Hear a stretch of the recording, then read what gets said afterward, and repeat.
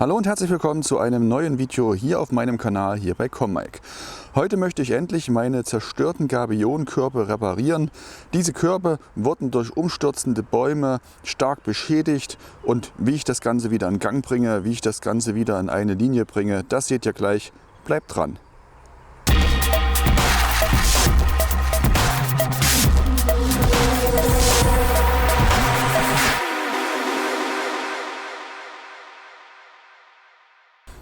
Ja, Lieben, wie ihr bereits in einigen anderen Videos sehen konntet, wurde meine kleine Gabionenterrasse hier doch stark beschädigt. Ihr seht im Hintergrund die Überreste einer ungefähr 30 Meter hohen Buche, die bei der Fällung, die eben unabdingbar war, hier in diese Steinkörbe hineingefallen ist.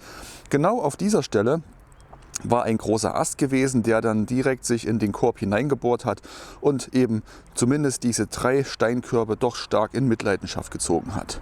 Die Körbe an sich haben zwar gehalten, das seht ihr hier, es kam nichts rausgefallen, keine Steine, die da irgendwo links und rechts auf den Rasen gefallen sind. Dennoch, es wurde vieles sehr, sehr stark beschädigt. Ihr seht hier, die Drähte sind stark verbogen. Mein ursprüngliches Ziel war es ja einfach, die Steine herauszunehmen und versuchen, das Ganze wieder in die Höhe zu ziehen, wieder mit einem Brett oder ähnliches einzuschlagen, dass das Ganze wieder gerade kommt. Aber von diesem Gedanken habe ich mich schon lange verabschiedet, so dass mein heutiges Ziel ist, diese Körbe zu deinstallieren, die Steine rauszuholen und an deren Stelle einfach 3 neue Körbe zu platzieren. Mein Problem an der ganzen Geschichte ist einfach, dass diese komplette Mauer hier am Stück aufgebaut ist. Das bedeutet, dass wenn ich diesen Korb hier deinstallieren möchte, also rausbauen möchte, müsste ich die Spirale, die ihr hier seht, also die Überreste dieser Spirale, wenn ich die herausdrehe, würde automatisch auch die Stabilität von diesem Korb daneben beschädigt werden. Also müsste ich den ebenfalls zurückbauen. Wenn ich diesen zurückbaue, komme ich automatisch zu dieser Spirale. Wenn ich diese herausnehme, müsste ich auch diesen Korb rausbauen. Ihr seht, das Ganze würde bis zum Ende der Gabionenwand gehen, dieser Steinkorbwand. Und es ist nicht mein Ziel, diese komplette Wand zurückzubauen, denn schließlich habe ich ja hier drüben weitere 30 Körbe zum Befüllen und irgendwann muss auch mal gut sein. Ich werde jetzt also eins machen, den Untergrund hier, meinen Rasen so weit vorbereiten, dass der keinen Schaden nehmen kann. Insbesondere mein Rasensprenger, der an dieser Position dort platziert ist, werde hier eine Folie auslegen. Dann werde ich Stück für Stück diese 3 doch stark beschädigten Körbe zurückbauen und anschließend schauen, ob ich baugleiche Körbe an dessen Stelle, also genau in diese Lücke, hinein platzieren kann. Ich habe den Bereich nun großzügig mit einer Plane ausgelegt und werde nun die Gabionen hier auseinandernehmen. Hierzu benutze ich einen Bolzenschneider und werde zunächst hier oben Stück für Stück an diesen Stellen die Drähte aufschneiden. Das heißt, den linken Korb auf der Seite werde ich völlig intakt lassen und stattdessen hier Stück für Stück das obere Gitter zunächst herausnehmen, auch auf der Rückseite herausnehmen, um erstmal diesen Deckel des beschädigten Teils abzunehmen. Das Ganze erfolgt ebenfalls bei diesem Korb hier drüben. Der dritte Korb an sich, da muss ich mal schauen, ob der vielleicht doch noch zu retten ist, ohne dass ich ihn auseinandernehmen muss. Im Zweifelsfall müsste ich auch hier das obere Gitter abnehmen.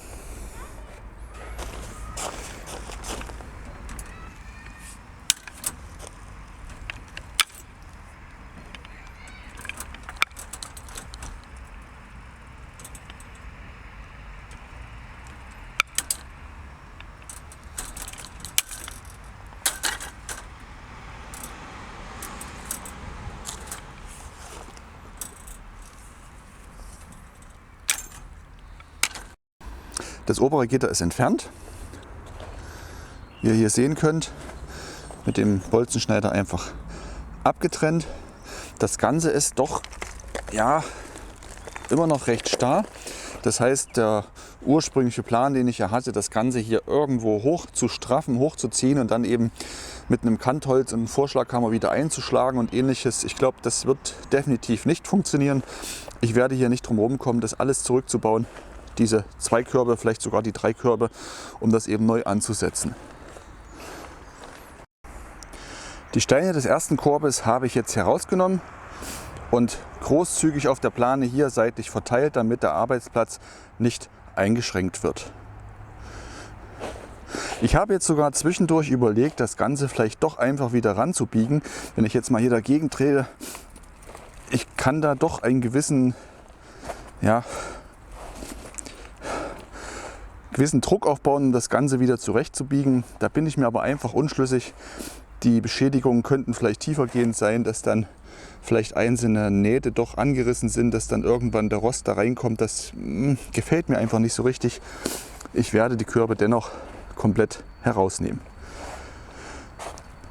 Was ihr hier unten seht, ist der Dreck, die Erde, die hier oben eben durch diese kaputten Stellen eingebracht worden ist, hat sich hier unten angesammelt. Das heißt, ich sehe gar nicht mehr, was ich hier für Steine raushole.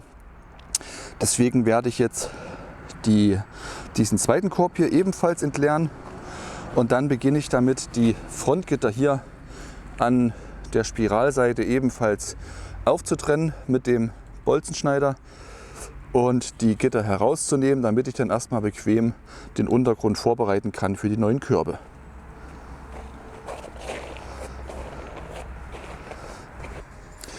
Auch den zweiten Korb habe ich jetzt soweit geleert, wie ich jetzt von oben rankomme. Nach einer Weile geht das schon ganz schön in den Rücken rein, dieses nach unten beugen.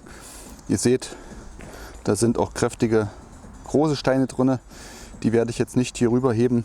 Stattdessen mache ich jetzt eins. Ich nehme den Bolzenschneider und werde dann hier entlang die Vorderseite erstmal auftrennen. Werde sie unten so weit wegnehmen, wie ich jetzt im Moment rankomme.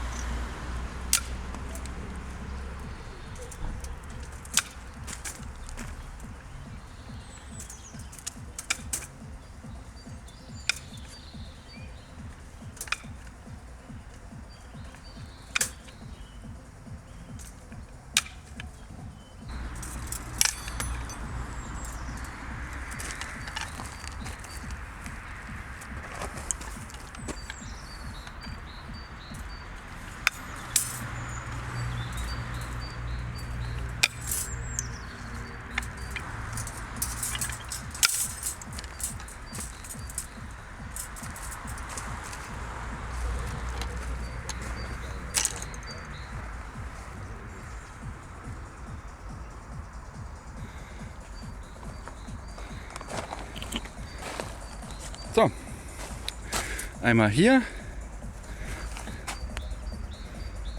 bis dort runter. Soweit jetzt alles frei gemacht. Auch hier.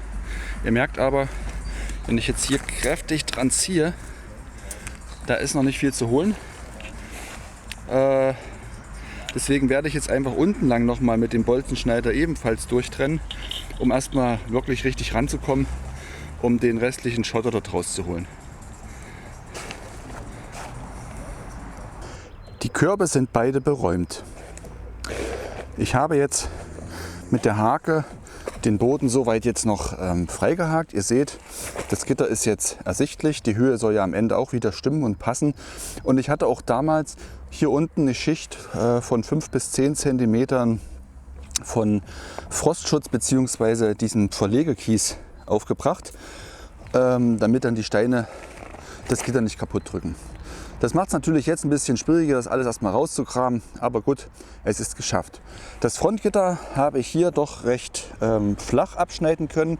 Das ist die erste Querstrebe hier an dieser Stelle. Hier drüben auf der Seite bin ich noch nicht so weit vorgedrungen, da ist noch zu viel Erde, zu viel Dreck. Da bin ich knapp über der zweiten Frontstrebe, habe ich das Ganze abgeschnitten. Leider ist jetzt eins passiert, was ich absolut vermeiden wollte, aber naja, was soll ich tun? Ihr seht es jetzt hier, wenn ich mal in die Perspektive nach oben gehe. Der Hang hier oben ist abgerutscht. Der ist nachgesackt. Es hat die letzten Tage, die letzte Woche hier wirklich massiv geregnet. Ich denke mal, so um die 50 Liter sind es bestimmt gewesen. Und nachdem ich dann diese Querstrebe hier vorne aufgetrennt habe, ist natürlich dann der Halt weggebrochen und der Hang hier hinten ist nachgekommen. Das Ganze hier hinten ist ja nur aufgeschüttet. Da ist alte Erde, die ich andersweitig eben weghaben musste, die ist hier hinten komplett aufgefüllt worden. Das war alles mal eine Ebene hier und das sackt jetzt natürlich nach. Das heißt, ein bisschen Eile ist hier schon geboten. Im Moment hält es noch, aber mein Ziel ist es ja hier, 2 neue Körbe direkt reinzustellen, die eben nach hinten hin bündig sein sollen, beziehungsweise die Front soll bündig sein. Und das heißt, die würden jetzt in dieser Erde drunter stehen, die bekomme ich so gar nicht rein. Das heißt für mich, ich muss jetzt hier oben die Steine noch ein bisschen zurücknehmen, die ich hier oben gelagert habe. Dann muss ich die Erde, die hier abzusacken droht, doch etwas großzügiger erstmal wegbuddeln, damit ich dann die Körbe reinstellen kann. Das ist natürlich ärgerlich, weil ich hierdurch bestimmt wieder eine halbe bis Stunde verliere. Aber es geht nicht anders. Keine Ahnung, wie ich das sonst hätte anders machen sollen. So, mit einer kleinen Schaufel habe ich jetzt Stück für Stück hier hinten alles wieder freigeschippt, freigebuddelt. Und ja, es ist immer wieder nachgerutscht, deswegen habe ich mich jetzt einfach dahingehend beholfen. Hier ein Spanngurt, da oben um den Stamm, um diesen Ring. Dann einmal hier runter und richtig festgezurrt, dass es erstmal nach hinten gezogen wird, damit ich jetzt erstmal in aller Ruhe die beiden Körbe aufbauen kann. Ich habe die Grundgitter, Mittelgitter, Seitengitter schon mal hingelegt. Ich werde die Körbe jetzt komplett zusammenbauen, mit Ausnahme der Deckel, also die werden noch nicht geschlossen, muss ja noch gefüllt werden. Und dann müssen wir irgendwie versuchen, die beiden Körbe dort in die Lücke hineinzubekommen. Mal schauen.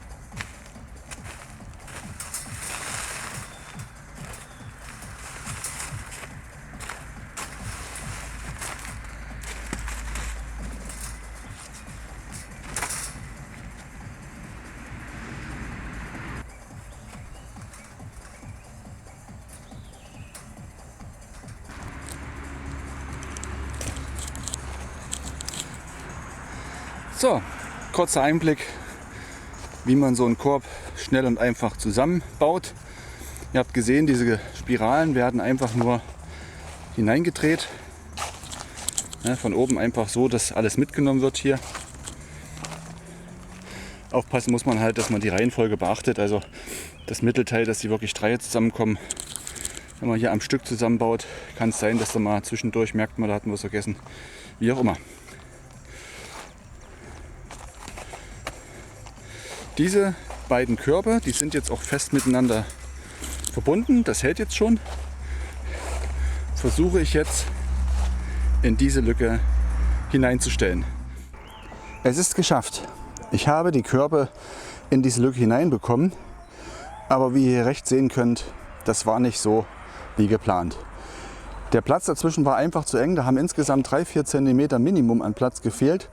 Und wenn ich die dann reingestellt habe, waren insbesondere dieser Mittelstreb so kräftig unter Druck, dass da niemals eine Gabione oder so eine Spirale reingepasst hätte. Was habe ich getan? Das, was ich vermeiden wollte. Ich habe jetzt nun auch noch angefangen, den dritten Korb zu entleeren. Habe die Frontseite nach und nach ausgebaut. Habe bei der Gelegenheit dann auch Stück für Stück die Beule, die hier drin war, gerade gezogen.